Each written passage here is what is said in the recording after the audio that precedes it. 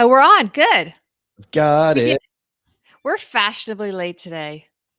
Let's call this what it is. I am fashionably late today. You Yes, were on time, except I was on for time. I will say this. But I I had sat some mess ups here behind the scenes this week, so we're kind of even. I sat here for about 10 minutes talking to you, but I was still getting stuff ready. I still wasn't ready, but Yes, I I was was getting texting my sister Article about 1, I was golf. getting Article 2, and you were busy. You were Yes, going and I'm going, Bobbi, but I I was. was Well, I getting was working out logistics because I want to hang out with my nephew this weekend, and so I was with my sister. I was texting her about golf and things like that. It's gonna be freezing cold anyway, but I'll do it. I, Got to get I out. Got to get some fresh air at least while we can. It's gonna be brutal here soon, so I just by the Oh, way, I just got some good news about NordPass. yes. NordPass is having a big sale. Oh, And they good. Are we and going to they talk about that? yep, we'll Yeah. we'll do that for Because our regular listeners know that I got hacked because of having the same passwords. This is my ode to Halloween because we're going to be taping the show that is going out on Saturday, which is tomorrow, which is Halloween. So there will my be no trick or treating though. I'm glad that my son is already 13 though, because he still wants to trick or treat. So I don't know if it's fully sunk in that he's not going, but at least he's had like 12 good years of yeah, I being a remember the kid. year that It we really decided stinks if to you have a younger kid. stay in and just watch movies. Our friend Brad, who does the Stacking Benjamins t-shirts, has this one that's a themed old horror movies from the basement. Very scary. Remember these old 50s horror movies? No, I don't actually. Oh I my have God. no idea what you're talking about, but I'm Like sure my husband does. Amazon Women from Mars? No, none of that. None of that. No, No. no. All right. So guys, we got a lot of fun and we're gonna roll because we are behind. Good morning, Yes. Ron. How are you? Hope things are going very well. All right. I've All right, we're got going to do the weekend show first, right? the weekend show. Let's do it. Let's do the weekend show. And we're rolling. Welcome to the weekend show, where we look back at the highlights of the week on Money with Friends that was and get you ready for the week to come. Plus, we take audience questions and comments. Anything you guys want to talk about. It is Saturday, October 31st. Let's talk money with our friends.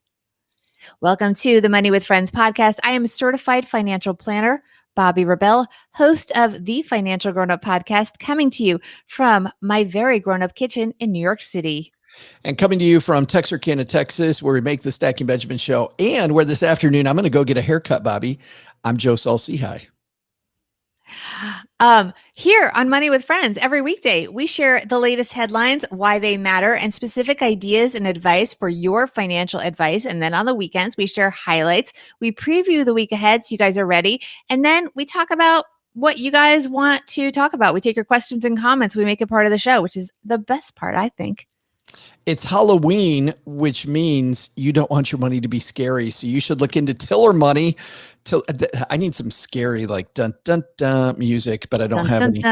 Yes. Head to tillerhq.com/MWF to check it out, to keep your financial life on course. You can easily track your money over time, always know what's safe to spend, and confidently plan for the future with spreadsheets automated by Tiller Money. Free 30-day trial if you use our link, tillerhq.com/MWF. Bobbi, we had a big week ending today with Halloween. Are you going trick-or-treating tonight?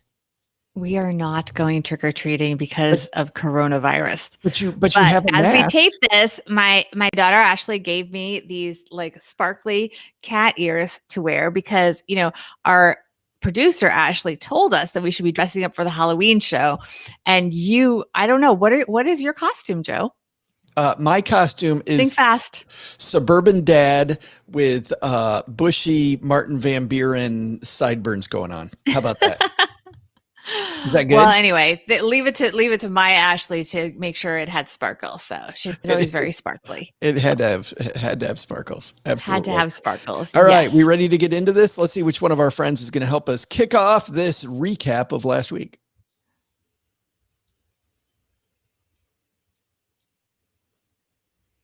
All right, Monday. You know what? I have a blank here. What did we talk about last Monday?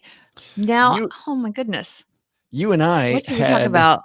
y- y- you and I had a big, thrilling discussion that I also cannot remember, So should we just skip it and come back? That's so funny. I which wrote is TBA because I was thinking it's what we're going to do next week, which we have to hold on for. But let's just move on to Tuesday, because for Tuesday, I talked with David Bach. We talked about credit scores and improving them.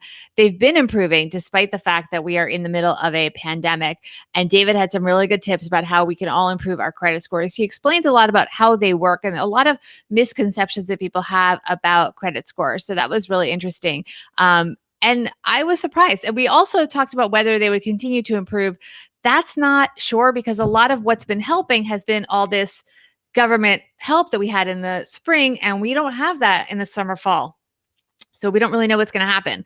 On Wednesday, we talked about the idea of having financial advisors as a perk at work. And so that was something pretty much everyone agreed would be a good thing. A lot of people don't know what they don't know. So, and they don't really have anyone to ask. Sometimes the HR person will just sort of hand them a pamphlet and tell them to go read this online. But, having a person to check in with is really valuable, especially as you go through life and you start to have more money. So there was a lot of interest in that story, and David had a lot to say about that and the fact that there's new companies coming into the market to offer this, and that's something that I think we're going to be keeping a close eye on. Thursday, you were with Bola. I was, but I want to talk just a little bit about what you and David talked about for a second, because Sure. I've always believed, Bobbi, that surrounding yourself, it doesn't have to be a professional financial planner that you pay a ton of money. Surrounding yourself with people who are smarter than you, no matter what you do, I think is a really good thing. If you're learning to cook, you watch cooking shows and you watch people who are good at cooking, or you read a cookbook, somebody who already knows the recipe. If you are somebody who is, if you're going through some tough time, you don't try to go to court without a lawyer.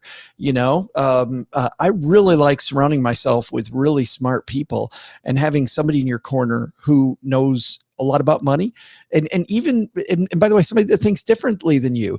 When I was a financial planner, my smartest, my best clients were incredibly smart, and Bobbi, they could have done it all on their own. They could have done the whole thing by themselves. They didn't, quote, need me, but they liked having a second opinion, somebody that also knew money, that thought differently. And I feel often we're like, well, I know enough about money, I don't need a financial advisor. No, you probably don't, but I bet you'll do better if you have one. But anyway, It's yeah. always good. I think, it's almost like the emergence of the idea of the life coach. I mean, we'll muddle through life, but sometimes it's good to have a third party that's on your side, that's sort of only looking out for you, not looking at sort of the whole picture, looking out for your best interest and what's good for you. So anyway, I did Yeah, look up absolutely. what we talked about on Monday. iPhones. We talked about the No, new that iPhone. was 2 weeks ago. Was that 2 weeks It ago? was Quibi. It's We talked about Quibi, the the week fall of goes so fast. Quibi. Yes. We can't even remember what Quibi stands for, and now That's we why we can't even forgot, remember because Quibi. Quibi is like crushed barely in the history. It's like a blip in the history books, which is so sad because so many people tried so hard. I mean, so much work went into this, so much money went into Quibi, and it just crashed. But I No think it one is even bought it. apropos. It's so apropos that we couldn't even remember that we talked about it. That was I Quibi's think whole problem. I think that says it all. Yeah, we could not remember. We've already forgotten that Quibi ever existed. It's going to be like they're like the Apple Newton. I'm trying to think of other things that happened that like just cratered. I remember this BlackBerry had a playbook, which was kind of like their answer to the iPad, and it was so sad. They sent me at Reuters to the premiere party or whatever, they had a huge launch party, and I had to interview all these executives, and they had gotten terrible reviews, and it was clearly like BlackBerry was already going down. And they had all these fancy like sports people that they thought I'd be impressed with that I never heard of. It was a disaster. No. So, and I'm asking these executives, I'm like, what's your response to these reviews that don't like it? I want I want you to be able to have your chance to rebut what they said. And they just said, well, wait till they try it. They'll love it. And I was like, but they did try it. So anyway, so that's forgotten too. So, although it's probably here as a doorstop somewhere in my apartment, because we used to get all these samples. So yeah, so Quibi, we forgot Yeah. about you, which is again I can't so forget about appropriate. I cannot forget about what Bola Sukumbi and I talked about, though. She and I, as you know, Bobbi, are both new homeowners. And so we talked about this issue that because there's so many hot real estate markets around the United States, still people are waiving the inspection, and they're doing it so that the seller knows that there's not going to be any more negotiating. Hey, we'll skip the inspection, which is absolutely horrible. That's the only way you know if something's wrong with the house.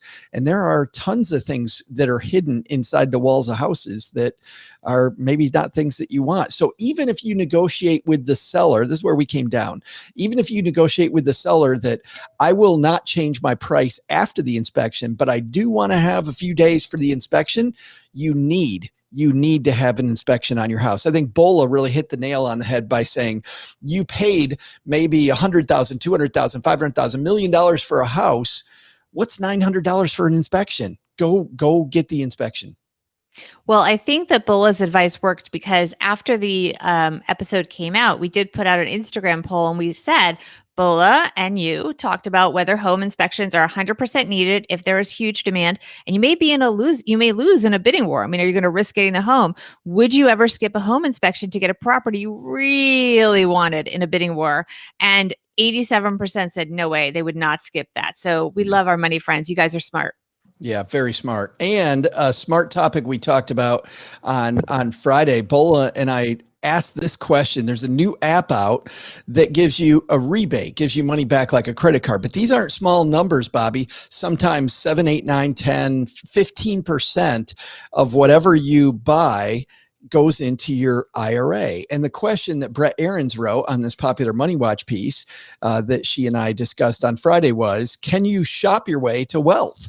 And of course, every financial planner in the pieces that we looked at said it's an intriguing idea because you're shopping anyway. Bola and I actually came down on, if you're going to spend more, like most people will, because they think this is a perk that gives them more, you're actually doing yourself a big disservice. You're going to get yourself in trouble. You can't spend your way to wealth. Well, I agree with you. However, I do want to ask you, is this any different except for the fact that it's going to an IRA instead of directly in a check to you from places like Ebates and Rakuten, or Ebates became Rakuten? Because I do that where if I know that I'm going to buy something, let's say at Bloomingdale's, I will check, or I know I want something at a store like that, I will check which one has the 6% rebate. And if one has 6% and one has 2%, I'll pick the 6% store to buy the item. I'll go actually on Rakuten and then I will get the 6% back. But this starts with zero. So if I do look up now where I'm going to get the rebate. This starts with know yourself, right? You right. know you're already going to buy it. But there are a lot of people out there, and I used to be this person, Bobbi, that I thought, heck, I'm getting a discount. I'm going to go buy this thing that I might not need, that I really want. I might go buy the new video game. I might go buy the whatever the thing is that I'm really looking forward to. I might go buy it. But if it's something that I'm already going to buy, fine, great. Take buy it at a discount and get the money in your IRA or the Ebate or whatever it might be. Right. I mean, I think my question, I guess, is there anything different here other than where it's going? It's going to the IRA. No. So maybe it has a more virtuous feeling to it for people. And that's it. Because these other services are not new. So I think the only new thing is that this is being marketed as for your retirement. It's almost like when they have these and they go for your child's school or something, so you become more incentivized to do it. Yeah, no, it totally just adds this, hey, you're going to be wealthier. Yeah. Okay. Yeah. Instead of just paying less. That was what we talked about on Friday. We had Bola and I had a ton of fun like you and David did. And then that brings us to today, to the recap show. We're going to talk in just a second about what's coming up next week. We're also going to talk about the economic data coming out next week. And there might be, I don't know. I heard a rumor there might be a big event next week, like on Tuesday. Not sure. We'll explain what that is and more in just a second. But first, want to say thanks to everybody who used our link when they went to Tiller Money. Keep your financial life on course. You can easily track your money over time and always know what's safe to spend and confidently plan for the future using Tiller. You can try Tiller Money free for 30 days. and easily track your financial life all in one place with the greatest control. You can easily cancel anytime. There's simple pricing, no hidden fees or upgrades. There's no ads. Your subscription pays for the service, so you're not being marketed the whole time you're trying to do your budget. You're always in control of your data with Tiller Money, and it's guaranteed. If Tiller Money isn't helping you better understand your finances, they'll give you a 100% refund. You're not going to want it. You're going to like it like I do. Head to tillerhq.com/MWF to check it out and to have your trial. Bobbi, we've got a heck of a week next week. Let me open up the calendar, because starting on Monday, some key manufacturing numbers come out. Also, a lot of earnings. Alliant Energy and this little tiny company called Berkshire Hathaway. Not sure if you've heard of them. They will have earnings on Monday. On Tuesday, durable goods and factory orders, plus Allegheny Energy and Chesapeake Energy, among many of the companies that are going to have their quarterly results. There also, Bobbi, is a little election on. I don't know if you heard about this. There's an election on Tuesday. Did you know that? I'm so excited for this to be over. I'm so tired. I can't watch the news anymore. I just want it to be over. And that's a non-political statement. I know people have said that I say political things, but I can't figure out what side they think I'm on. Being pro everyone. I want everyone to be happy and healthy and have enough money to do what they want. So I just want it to be over. I flew to Michigan to do Operation Cat Rescue last week. Flew and then drove my car with the cat 1,000 miles back across the country, which is a ton of fun, by the way, traveling with a cat. But when I was there, because that state, Michigan, is such a battleground state, I saw an advertisement for a guy named Gary Peters talking about how great he is.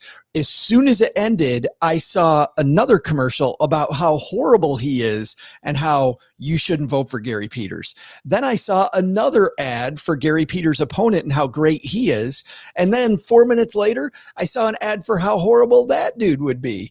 Like, it was the only person cleaning up, Bobbi, was the TV station. The TV station making tons of money. I have no idea who either of these candidates are. Obviously, I remember the one dude's name. I don't remember the other. But yeah. Yeah. We get, look, I'm in the tri-state area, New York, Connecticut, and you're getting hammered by it. New Jersey. Well, what happens is, because our TV station covers all those different states, we get all the ads for all of these people that we are not voting on. So it's mentally exhausting, the commercials. It really is. Well, Wednesday, it's all over. I think it's a great day to release any data, because nobody's going to be talking about any data on Wednesday. Like, doesn't matter. But there's mortgage data that comes out on Wednesday. Imports, exports are Wednesday. Companies that are going to be talking earnings, Allstate, Marriott Vacations. Of course, that's the timeshare portion of Marriott, among others. I'm actually interested in that number, Bobbi, much like I've been interested in the REIT numbers. Want to see what's going on with timeshare sales. Like, is that going well? Is that not going well with COVID? Well, maybe people want those kinds of vacations because very often they're not in hotels. They're attached to hotels. You have some services, but you have your own space. And I think that is something people are much more interested in.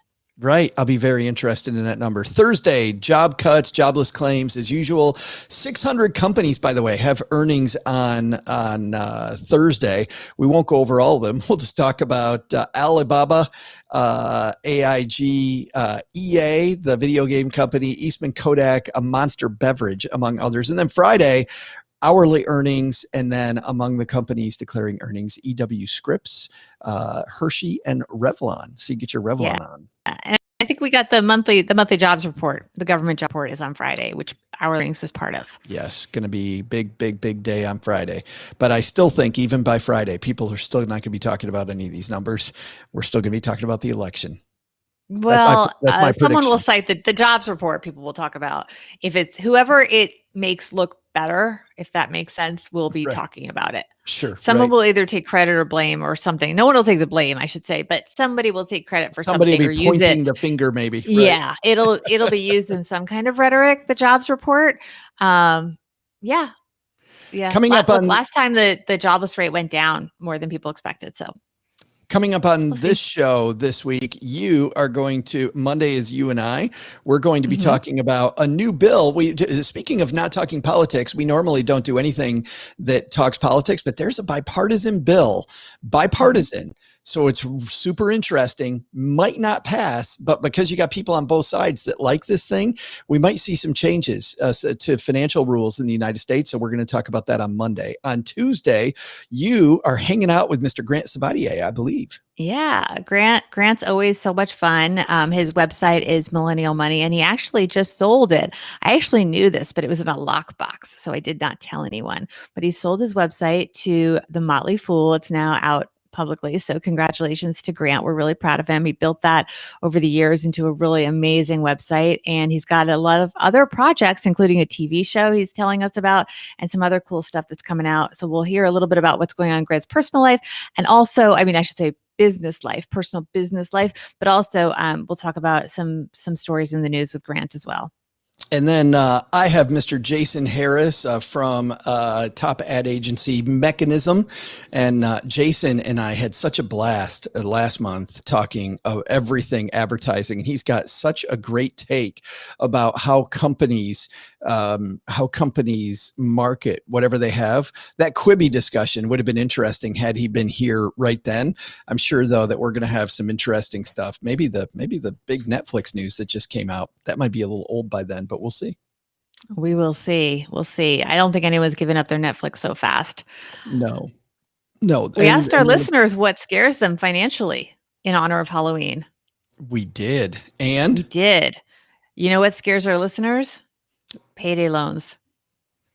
payday loans, I think, are a Payday good loans are one. scary. What do you I think think about payday loans? I think people run to payday loans because they're afraid of banks. I used to think that people use payday loans because they were pretty dumb. They didn't understand fees.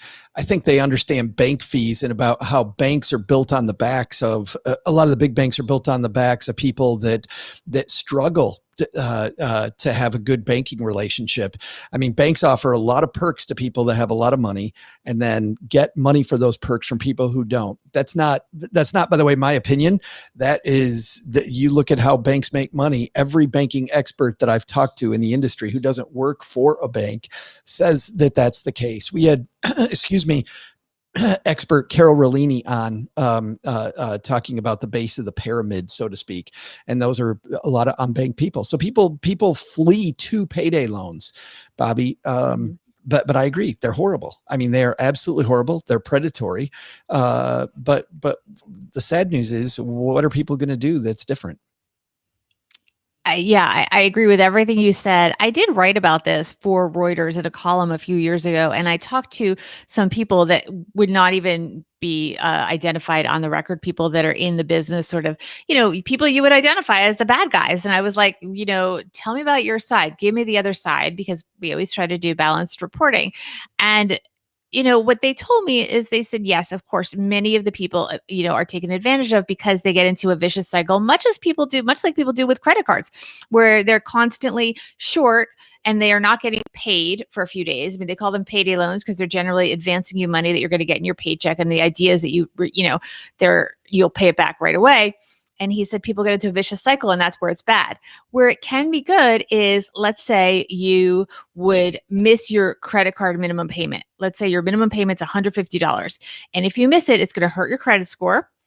And it's also going to charge you not only interest there, but you'll get a fee of, let's say, $35. Okay. So dinged credit report, $35 fee, plus now you're in interest. And if you know anything about the way credit card interest works, you're paying on the balance. Once you're in paying credit card debt, you're paying on your current and your past debt. So the justification of it is, he says, well, if I can give somebody $150 so they are not missing that minimum payment on their credit card and they pay me back, yes, I may charge them, 10% interest. That's $15, okay, for that loan. And that's very high, for a day, whatever it is, some crazy amount, or even let's say 20% interest. So it's, more, but at the end of the day, they're not late on their bill. Their credit card score is not good. Their credit score is not going down, and they're not getting a series of late fees and so on. So that's the justification. The problem is that very few people actually pay it off and then never do it Right. again. No, But there that's is a case to be made that if you're going to have this sort of domino effect of not paying a bill, or maybe you need to pay for your car to be repaired in order to go to work and keep your job. I mean, there are situations where, of course, they shouldn't be in that situation, but let's be empathetic. Things happen. Look what's going sure, on now in the economy. Things sure. happen. And if you need that car repair, well, maybe you should get a payday loan or go to a pawn shop. I mean, no one says they're good, but they're there. Well, and that's what I wanted to talk about a little bit was how do you find your way out of it? Because a fallacy I think that a lot of people think is if I just make a little more money, I won't be in that situation again. And I'll tell you that because that's the way I felt back in the 90s. I always thought, Bobbi, if I just make a little more money, things will get better. And you know what? That was actually not the answer. The answer was once I get a hold of my spending and I understand where my money is going completely and I spend. Don't get me wrong, it can still be an income problem for people, but the key to solving it is to divorce your spending from your income once you're able to bring in more money. That was it. It wasn't making more money. You and I see people making $300,000, $400,000, $500,000 a year and still can't make ends meet. I worked with an anchor at the TV station as a client, one of the top anchors at this Detroit TV station, making money hand over fist and couldn't pay her bills, could not. Yeah, it is not about making more money. Yeah. Well, tracking your money is important because then you know where it's going. I think the information helps a lot, which is why we like Tiller. All right. All right. That's the weekend review. Bobbi, how do people help us make this show? Be sure to be following us on Instagram at Money Friends Pod. That's also our handle on Twitter. And make sure you're subscribing to our YouTube channel. Just search for Money with Friends on YouTube. Set your reminders so you know when we are going to do recordings. You can also look at our schedule on our website, moneywithfriendspodcast.com. Look up the date and you will see when we are taping or if we're taping a show that day. She's Bobbi. I'm Joe. We'll see you back here on Monday. Have a great weekend, everybody. Have a happy Halloween. Bye-bye. All right, 24. All right. So I think that we're going to come back looking at the time. I think that because I have a 9:20 meeting, we are going to come back at maybe 10:30. Yeah, that's good for me. Yes, that's good for me. Okay. Cool. All right. We'll see everybody back here at 10:30 for another show.